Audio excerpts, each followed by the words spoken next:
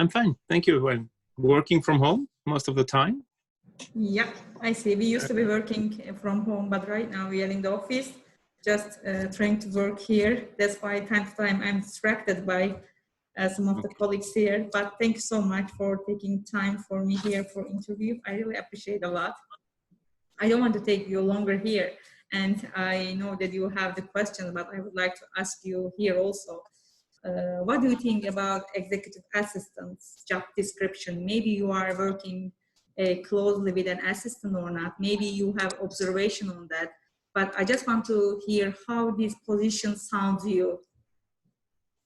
Okay, so I'm working currently on a construction company, quite a large group, a French group. I am dealing on a daily basis with 2 executive assistants. I've got one myself for my department, engineering department, and I am in cooperation with the executive assistant of my boss, and who is dealing with different departments. So she's doing the transversal work of coordination. So this is a position which is quite often existing in my organization. So I would say it's not something unusual for a large organization in France. Good. Okay.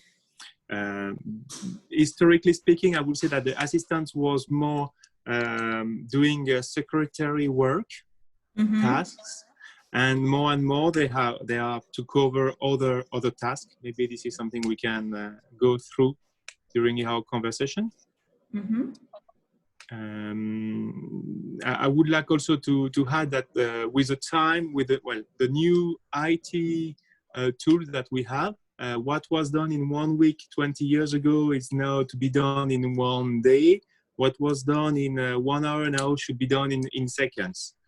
So we are all stressed and squeezed by the time.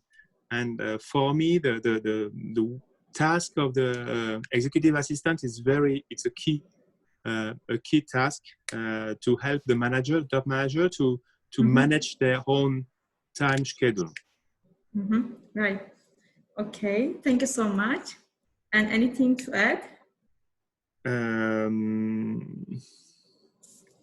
Well, of course, it's the executive assistants should be,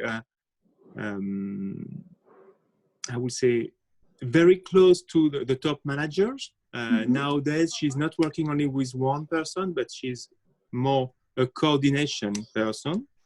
And her or his role is to be aware of the organization of the company, not only serving one person, but serving the whole organization. Okay, good. Okay, so the second question is, of course, executive assistants must have many skills, various skills to go for the business, but what are the most 3 critical ones for you? I just need 3 must. Okay, the first one is it's about communication. It's communication skills. To understand how to communicate. They are dealing with many different persons. They are in the company or outside the organization. It can be on different languages. It can be at different moments under stress or during a more casual situation. In terms of communication, it's also knowing which kind of channels should be used by the manager. The assistant should be able to, this person should be able to help the manager to find the right way to communicate. Nowadays, we are still dealing, but less and less, with official letters, but we have more social network, we have websites, we are doing some presentation on stage, and the assistant, the executive assistant should be able to understand all those different channels of communication and be able to assist, to help, to work with the managers to be the more efficient about communication. The very last thing, it's about the PowerPoint. PowerPoints are a key tool in our day-to-day life. This is where we put our main ideas. This is the way how we convince people. And I think that a good assistant, it's a very important skill for assistant to really understand how to communicate with PowerPoints. Okay. And yeah, so these are linked with training, with practices, and it's not a natural skill. That's things which need to be supported developed. with trainings. Yeah, exactly. This is the first one. So the first one is about the communication. The second one is about organization, managing the time. I was mentioning that before, but we are all stressed with a very heavy agenda, and the executive assistant should be able to really keep the agenda of the top managers, keeping some free time for unexpected events, managing a very clear agenda for everybody in the company, just to be sure that the time slots are well managed. Also, of course, and this is more traditional, but to organize business trip.